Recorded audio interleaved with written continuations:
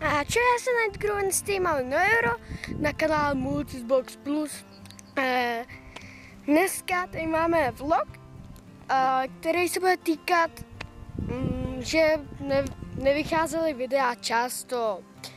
Takže ten bystřejší z vás si mohl všimnout, že dneska, nebo nevím, kdy to vlastně vyšlo, video z Ostravy, takže to je asi tak jediné, tak nějak video, které se mi povedlo vydat hodně blízko, a mám ještě tu zásoby jedno video, což je s Tinkerem.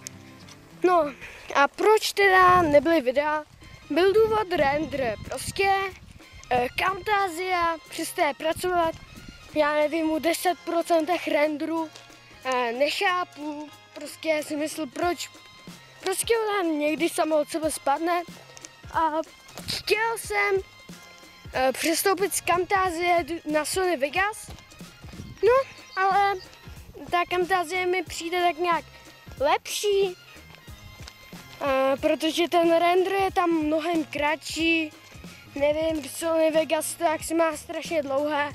Mám Sony Vegas 11, nevím, jestli je to nějakou verzí Sony Vegasem, mám to staženou, protože kupovat, no, to se mi moc nechce, protože je to celkem drahý na to, že je to jenom takový stříhací programek, no a to si zadarmo můžu stáhnout, já nevím kde všude. Takže už mám jako vyřešenou Camtasiu. Jestli vám to bude dělat, no tak zkuste ten program přeinstalovat. Kdyby to pomohlo, no tak možná i vám. Jo. Jinak zase mé vlasy jsou úplně na nic, nevím jaké. Se podívám na mobil. Krása.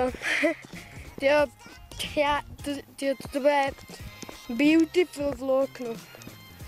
Počkej. No, jak jinak. Vlasy úplně na nic. Každopádně, nevím, co jsem vám chtěl říct.